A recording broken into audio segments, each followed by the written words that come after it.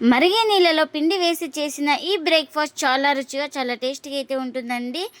ఈ రెసిపీ వచ్చేసి ఇంట్లో వాళ్ళందరికీ నచ్చుతుంది. అంత టేస్టీగా అయితే ఉంటుంది. ఇంకెందుకు ఫ్రెండ్స్ ఆలస్యం, ఎలా చేయాలో ఏంటో అనేది వీడియోలోకి అయితే వెళ్ళిపోయి చూద్దామా మరి. ఇంకా నేను ఇక్కడ ముందుగా స్టవ్ అయితే ఆన్ చేసుకొని ఒక బౌల్ పెట్టుకొని అందులోకి ఒక 2 గ్లాసుల దాకా వాటర్ అయితే వేసుకున్నాను. ఈ వాటర్ వచ్చేసి మనకు బాగా బాయిల్ అవ్వాలి.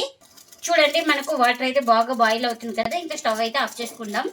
ఇప్పుడు నేను ఇక్కడ ఒక పావు కప్పు దాకా అయితే వాటర్ అయితే వేసుకుంటున్నాను. మరిగే నీళ్ళు అయితే ముందుగా కాచుకున్నాం కదా, ఆ కాచిన వాటర్ అయితే పావు కప్పు దాకా వాటర్ అయితే వేసుకోవాలి. ఇప్పుడు ఇందులోకి రుచికి తగినంత సాల్ట్, అలాగే ఒక స్పూన్ దాకా పంచదారను కూడా వేసుకుంటున్నా. ఇంకా మనకు సాల్ట్ షుగర్ అన్నీ బాగా కరిగిపోయే వరకు బాగా కలుపుకోవాలి ఇలా స్పూన్ తోటి. ఇంకా ఇలా బాగా కరిగిన తర్వాత ఒక కప్పు పిండిని అయితే వేసుకుంటున్నాను.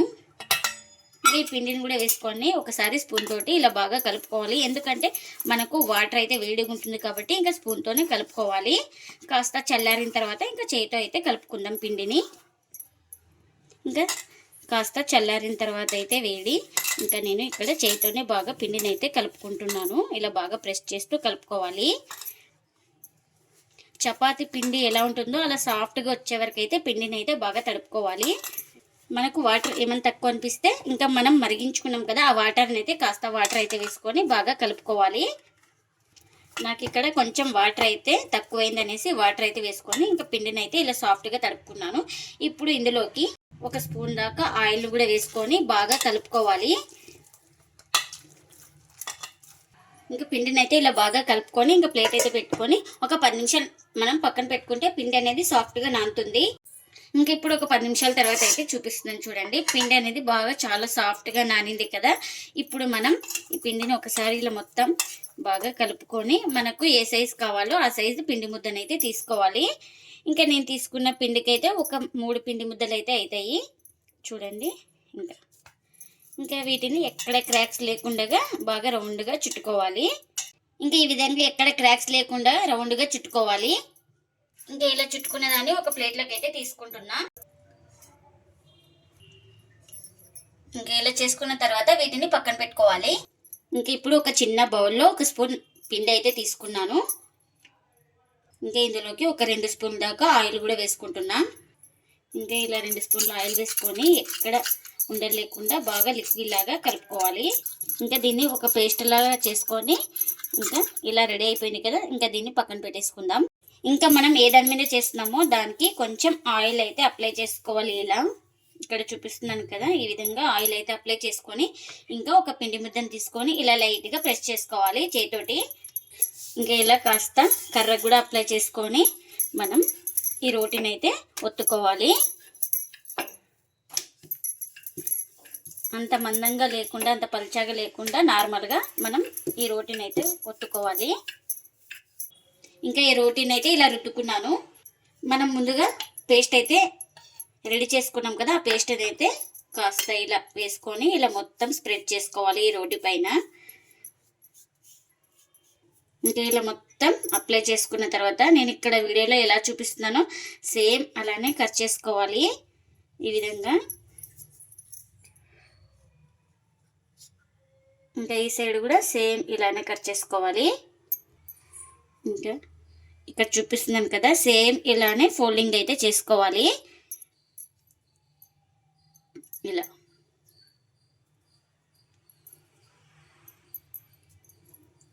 ఇంకా ఇలా చేసుకున్న తర్వాత ఇప్పుడు ఇక్కడ చూపిస్తున్నాను కదా, మళ్ళీ ఈ విధంగా ఇలా ఫోల్డింగ్ అయితే చేసుకోవాలి. ఇంకా ఈ విధంగా అయితే చేసుకోవాలి. ఇలా రెడీ చేసుకున్న తర్వాత ఒక ప్లేట్లోకి అయితే తీసుకుంటున్నా. మరొకటి సేమ్ ఇలానే రుద్దుకున్న తర్వాత ఇంకా ఈ పేస్ట్ని అయితే వేసుకొని మొత్తం అప్లై చేసుకోవాలి ఈ రోటీకి.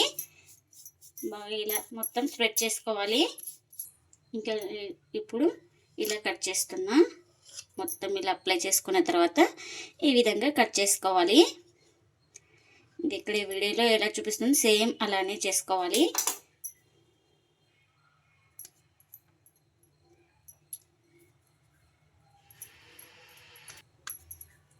ఇంకా ఇలా ఇంకా ఎన్ని అయితే అన్ని మొత్తం ఇలానే చేసుకోవాలి. ఇంకా ఇలా రెడీ చేసుకున్న దాన్ని ఒక పిండి ముద్దను అయితే తీసుకొని ఇలా రుద్దుకోవాలి. ఇంకా ఇది షేప్ అంటూ ఏం లేదు, ఎలా వచ్చినా అలా రుద్దుకోవాలి. ఇంకా మనకు ఈ థిక్నెస్ అయితే ఉండాలి. ఇక్కడ చూపిస్తున్నాను కదా, ఈ థిక్నెస్ ఉంటే చాలు. ఇంకా ఇలా రెడీ చేసుకున్న తర్వాత ఒక ప్లేట్లోకి అయితే తీసుకుంటున్నా. ఇంకా మరొకటి అయితే పిండి ముద్దను తీసుకొని సేమ్ ఇలానే రుద్దుకోవాలి. నేను ఎలా రుద్దుతున్నానో వీడియోలో చూపిస్తున్న విధంగా రుద్దుకోవాలి. ఇలా చేసుకోవడం వల్ల మనకు పొరలు పొరలుగా పరోటా అనేది బాగా వస్తుంది. ఇంకెన్ని అయితే అన్ని ఇలానే రుద్దుకోవాలి. ఇంకా కాల్చుకోవడానికి పెన్నం కూడా పెట్టుకున్నాను. పెన్నం కూడా హీట్ అయిందండి మనకు.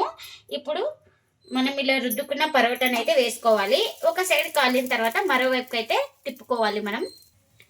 ఇంకా ఒక సైడ్ కాలిన తర్వాత ఇలా మరోవైపుకి అయితే ఇలా తిప్పుకున్న తర్వాత మనం ఆయిల్ అయితే అప్లై చేసుకోవాలి. నేను ఇక్కడైతే ఆయిల్ అయితే వేస్తున్నాను. మీరు ఆయిల్ లేకుంటే గీ కానీ బటర్ కానీ ఏదైనా వేసుకోవచ్చు. అసలు ఆయిలే వద్దనుకున్న వాళ్ళు కూడా ఆయిల్ లేకుండా కూడా కాల్చుకోవచ్చు అండి. ఈ పరోటాలు చాలా టేస్టీగా చాలా బాగుంటాయి. చూడండి ఎలా పొంగుతుందో పరోటా అనేది మనకు. ఇలా ఈ సైడ్ కూడా ఆయిల్ అయితే అప్లై చేస్తున్నా. చూడండి మనకు పరోటా అనేది ఎంత బాగా పొంగుతూ వస్తుందో. ఇలా బాగా ప్రెస్ చేసుకుంటూ కాల్చుకోవాలి. అప్పుడే మనకు ఈక్వల్ బాగా కాలుతుంది లోపల దాకా. నేను చూపించినట్లు ఇలా చేయడం వల్ల ఇలా బాగా పొరలు పొరలుగా అయితే వస్తుందండి. ఇంకా రెండు వైపులా బాగా కాల్చుకోవాలి, అటు ఇటు తిప్పుకుంటూ. ఇంకా మనం ఈ పరోటాని అయితే రెండు వైపులా బాగా కాల్చుకున్నానండి. ఇదైతే రెడీ అయిపోయింది. ఇంకా ఒక ప్లేట్లోకి అయితే తీసుకుంటున్నా. ఇంకా మరొకటి అయితే చూపిస్తున్నాను. ఇంకా ఇది కూడా ఒక సైడ్ కాలిన తర్వాత ఇంకొక వైపుకి అయితే టర్న్ చేసుకోవాలి. ఇంకా ఇప్పుడు ఈ ఒక సైడ్ కాలింది కదా, ఇలా తిప్పుకొని ఆయిల్ అయితే అప్లై చేసుకోవాలి. ఇంకా ఇలా ఆయిల్ అప్లై చేయడం వల్ల మనకు సాఫ్ట్గా అయితే వస్తాయండి పరోటా అనేది. ఇంకా ఈ సైడ్ కూడా అప్లై చేసుకోవాలి. చూడండి మనకు ఎలా పొంగుతుందో పరోటా అనేది. ఇలా బాగా ప్రెస్ చేసుకుంటూ కాల్చుకోవాలి. చూడండి పరోటా అనేది ఎట్లా పొంగుతుందో. ప్రతి పరోటా ఇలానే పొంగుతుందండి. మీరు కూడా తప్పకుండా ఒకసారి ఇలా ట్రై చేయండి. ఇంకా అన్నీ ఇలానే చేసుకోవాలి. మరిగే నీళ్ళలో పిండి వేసి చేసిన ఈ పరోటాలు చాలా రుచిగా చాలా టేస్టీగా అయితే ఉంటాయండి. ఇంకా ప్లేట్లోకి అయితే సర్వ్ చేస్తున్నా. ఈ పరోటాలు వచ్చేసి ఇంట్లో వాళ్ళందరికీ నచ్చితే అంత టేస్ట్గా అంత సాఫ్ట్గా బాగా పొరలు పొరలుగా బాగా వస్తాయండి. ఇలా చేసుకోవడం వల్ల నేను చూపించాను కదా, అలా చేసుకోవడం వల్ల పొరలు పొరలుగా చాలా బాగా వస్తాయండి. పరోటాను వచ్చేసి వెజ్ కానీ నాన్ వెజ్ కానీ ఏదైనా బాగుంటుందండి. అంత టేస్టీగా అయితే ఉంటుంది. మీకు చూపిస్తాను చూడండి ఎలా పొంగిందో. బాగా పొరలు పొరలుగా చూడండి. ఇక్కడ ఒక లేయరు, ఇక్కడ ఒక లేయర్, లోపల ఎక్కడ పిండి అయితే లేదు చూడండి. చాలా సాఫ్ట్గా ఉంటుందండి. పరోటా వచ్చేసి 24 hours ఇలానే పెట్టినా కూడా చాలా బాగా సాఫ్ట్గా ఉంటాయండి పరోటాలు వచ్చేసి. మీరు కూడా తప్పకుండా ఒకసారి ఇలా ట్రై చేసి మీకు ఎలా వచ్చిందో కామెంట్ అయితే చేయండి ఫ్రెండ్స్. ఇదండి ఇవాల్టి వీడియో. ఈ వీడియో కనుక నచ్చితే ప్లీజ్ లైక్ చేయండి, షేర్ చేయండి, కామెంట్ చేయండి. అలాగే లైక్ చేసి సపోర్ట్ చేయండి friends. Thanks for watching. Bye bye.